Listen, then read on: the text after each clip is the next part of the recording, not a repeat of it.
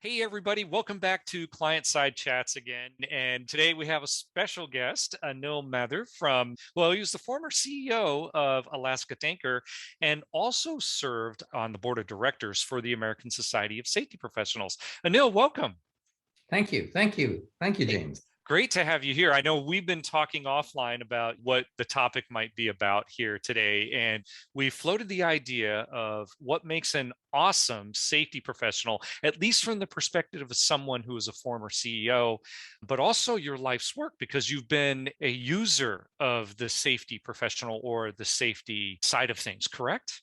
Not a user, but a colleague. A colleague. Gotcha. Well, certainly you relied upon the expertise and the There you go. knowledge that they There brought. you go. So, what are your thoughts on this? What would make an awesome safety professional from your perspective? Yeah, James, when I joined ASSP, the board, that influenced my view of what makes an awesome safety professional, influenced my contribution on the board. Like you say, I am not a safety professional.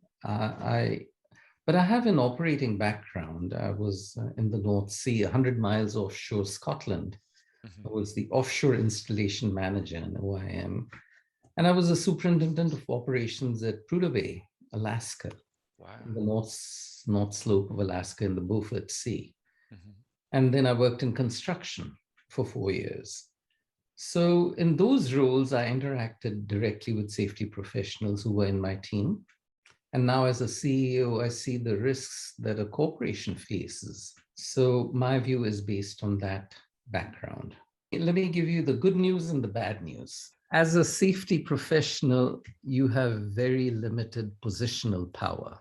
The people you're working with don't report to you, and many times don't really have that much time for you, depending on the operating environment, on where they are in the organization is in its safety journey. So you have no positional power, but to make anything happen, you need power.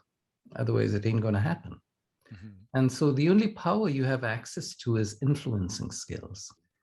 And I've been told not to say this, but that's something as a safety professional, you need to get over it. Yes. There is no point, there's nothing much gained in framing your issues as, oh, senior management would support me. What can I do? No one listens to me. That's a syndrome I've seen. And so the bad news is that syndrome does exist to a degree in many of us in the safety field. And it's useless because it doesn't frame the problem as something to be solved. It makes Right. you a victim. And you aren't going to get very far thinking about this. Mhm. So that's the bad news. The good news is that influencing skills are easily learned. They can be learned. And there's a model, James, to think of an individual as having a mindset, a skill set, and a tool set.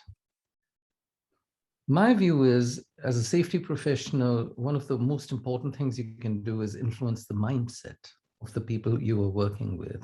And that requires gaining their trust and their acceptance. So the question becomes, yeah, great, Anil, but how the heck do you do that? And knowledge is a good source of power. Let me just talk about my industry, oil and gas, right? Sure. You have to, as a safety professional, and if you have any duration of years in that particular field, you have to understand the underlying operation. Otherwise, the people who are doing the operations and maintenance in that field will not pay attention to you because they think you don't know. So, pressure, learning in a process industry, how to control pressure, temperature, all these things, you have to have a basic understanding of those. Most of the work you have to do in a day as a safety professional, you have to do before the shift starts.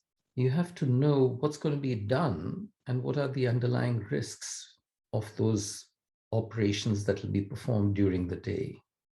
And you can break risks in this sense down to two things: process risks. What's going to stop this pressure vessel from exploding?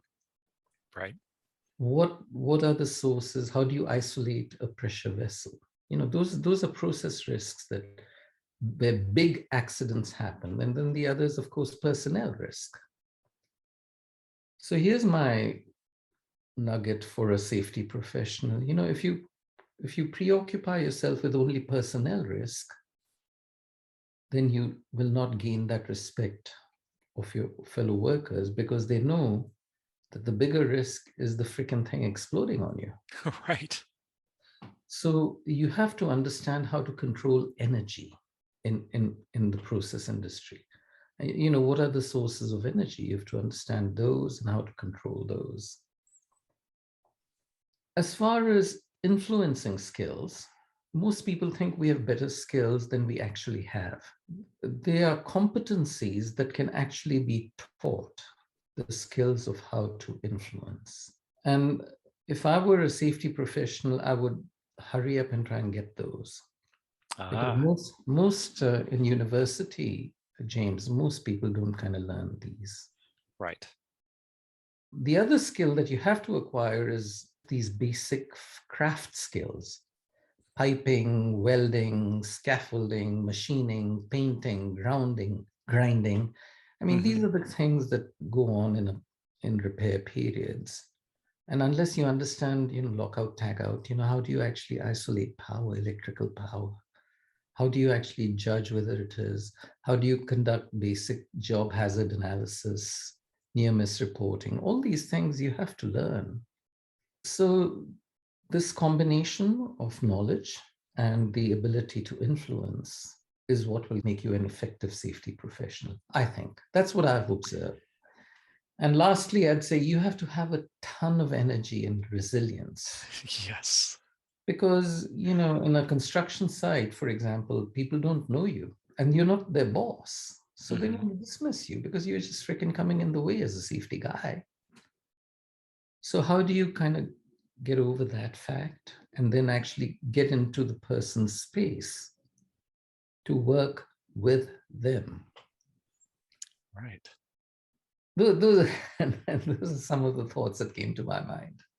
So if I were to kind of summarize some of this, really what you're saying is take the technical skills that you have as a safety professional, learn how to apply them in an operational situation, something that you would have to observe and actually work with people to gain to understand, because typically safety professionals don't work in the operation itself.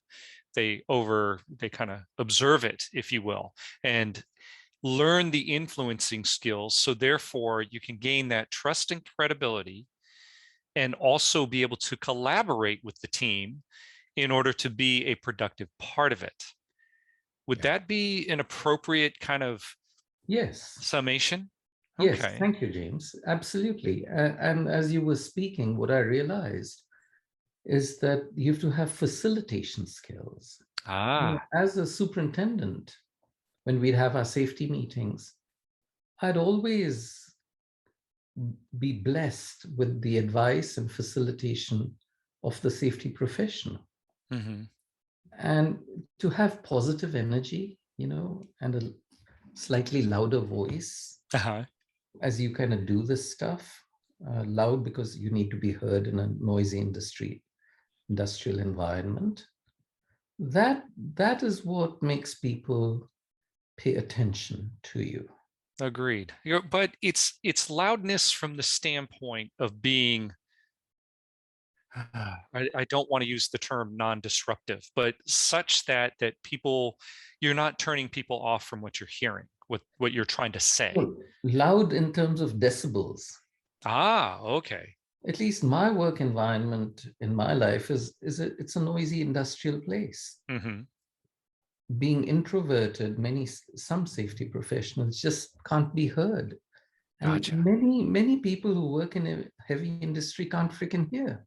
Yeah. You know, they've Right. been they've been in noisy places all their lives. They can't hear very well, Yeah. especially those over 50. So Gotcha. be aware of that.